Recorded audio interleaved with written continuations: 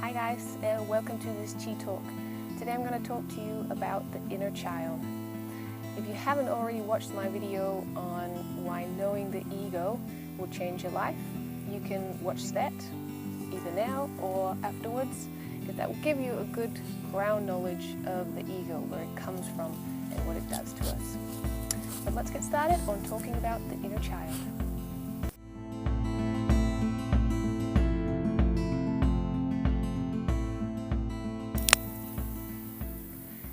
So you'll be hearing me talk about the ego and the inner child. And just to not confuse anyone, I am talking about one and the same thing. The ego and the inner child is the same thing.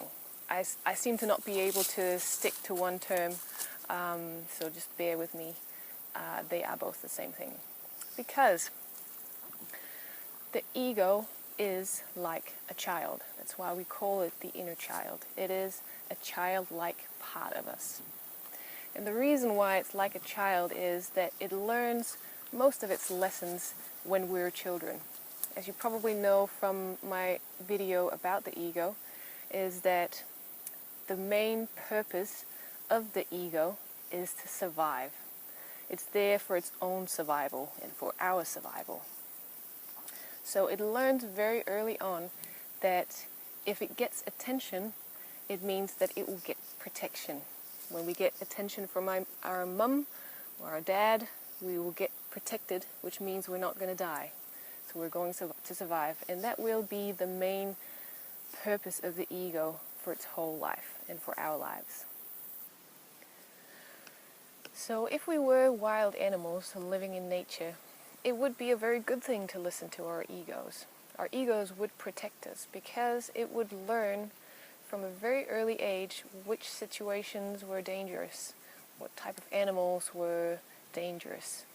And every time it would get into a situation that reminded it of a similar situation from earlier on in life that was dangerous, it would set off an alarm and it would make sure to get out of that situation to survive.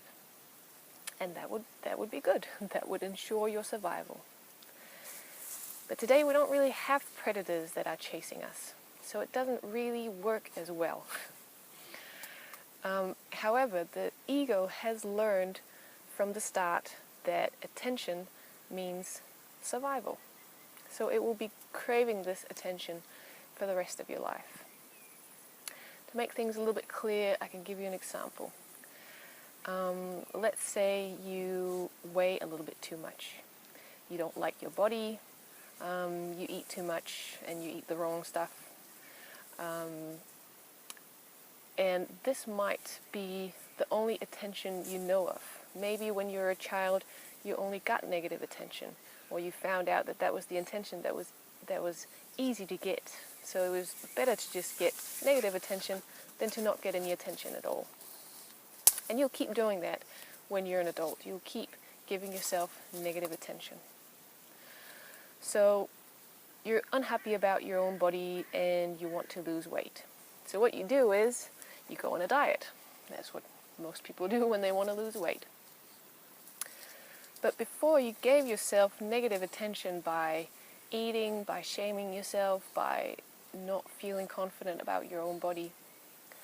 And now when you're going on a diet, you're doing something very good for your body. But it's no longer getting the food that feels good. The food that is not good for you, but it just tastes delicious. That is also a sort of attention eating. And you're exercising, things are going great, but the ego is really, really scared because it's no longer getting the attention that it usually gets. It might not get any attention at all. You might be shaming yourself a little bit for not reaching your goals, but it will be very scared because suddenly it fears for its life. And you're not giving it the attention that it needs, and that means that you will most likely fail. Because your ego will at the end be so desperate for attention that it will make you do anything. And that's where you slip, and then you start eating again, and then you start shaming yourself again. And while that feels terrible, it feels terrible with our logic mind, because we want to be skinny, we want to look good, we want to feel good about ourselves. But the ego just wants what feels safe. So even though you might be miserable that you failed at what you attempted to do, the ego is happy. The ego is content again because it's back to getting its usual negative attention and the food that it wants. So this is a way that the ego really controls us on a deep, deep level. And that's why it's so good to know your own ego or your inner child, because it will help you to get out of these patterns. I'm going to talk in a later video about how to communicate with this inner child, because you can help your inner child to become calm. So when you come into these situations in life where you want to change things, you want to do things better, but you seem to always fail at it, it's usually because on a subconscious level our egos are deadly scared, like really, really scared, and they will do anything to survive. They will make us do anything. They will make us fail again to bring things back to the way they usually are, the things that makes the ego feel safe. So it would be a very good thing to start to look into these patterns you have in your life. Start to notice, what is it that you really want in life? What is it that you dream of? What is it that you try to attempt but keep failing at?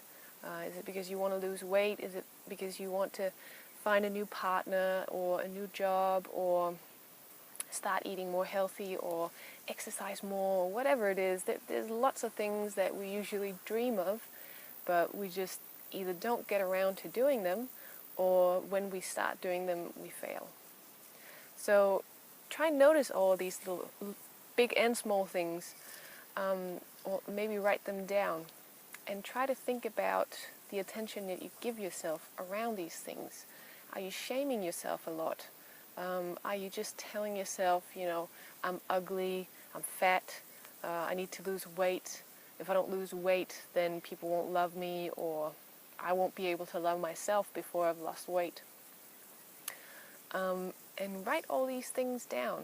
Like, really start to learn things about yourself, about how you talk to yourself, and what you think about yourself.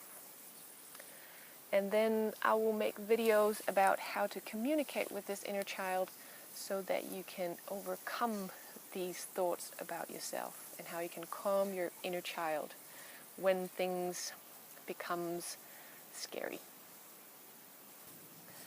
So do your homework and really take time for yourself to notice these things, and make sure to write it down. It's always good to write it down, because then we get it down on paper and we can suddenly see what it is that we have in our minds. And I'll see you in the next video about how to communicate with your inner child. Good luck. And of course, please subscribe to my channel and share on social media. It will make me very happy. Thank you, guys.